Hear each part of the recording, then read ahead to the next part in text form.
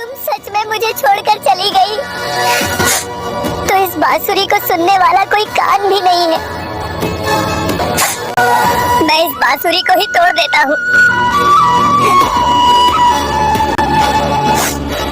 राधा, तुम मेरे साथ नहीं हो तो मुझे भी इस संसार को त्यागना होगा। राधा की देह त्यागने के स्थान पर एक तुलसी का पौधा उगाया और दूसरी ओर कैलाश से शिव और पार्वती ये सब देख रहे थे।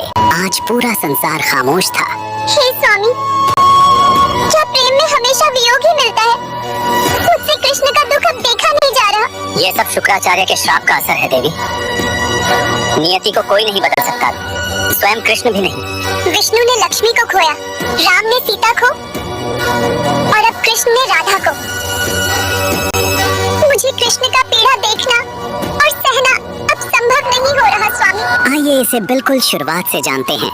जब महाभारत का युद्ध समाप्त हो गया था, एक ऐसा श्राप जो युग के समाप्त होने से पहले ही मिला, जिसने सब कुछ जानते हुए भी सब सहा, हंसते हुए इतिहास को घटते देखा और अंततः उसी श्राप ने इतिहास की दिशा ही बदल दी। मैं तुम्हें श्राप देता हूँ, वासुदेव कृष्ण। जैसे मैंने अपने 100 पुत्र को खोया है, वैसे ही तुम अपने परिवार को विध्वंस होते देखोगे। ये है द्वारका नगरी, सोने से सजी, समुद्र के ऊपर स्वयं विश्वकर्मा द्वारा निर्मित। पर श्री कृष्ण का अंतर्मन उसी क्षण अंधकार में डूब गया जब राधा का देहांत हो गया। प्रिय राधा, जो 100 वर्ष पूर्ण कर गोलोक वापस चली गई और तभी से श्री कृष्ण अकेले रहने लगे। अकेले ही विचरते और एकांत में भीतर ही भीतर मौन वेदना में रोते रहते थे। वो मधुर सुर जो ये है राम राज्य, अयोध्या। सब कुछ ठीक चल रहा था, तभी अचानक नियति ने करवट ली।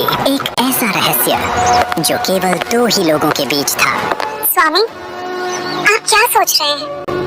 आज एक नया इतिहास रचने वाला है। लेकिन क्या? स्वामी, रात का शांत समय था। महल पूरी तरह निस्तब्ध था।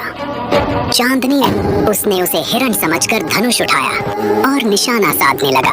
धनुष से छूटा बाण आग की तरह हवा को चीरता हुआ आया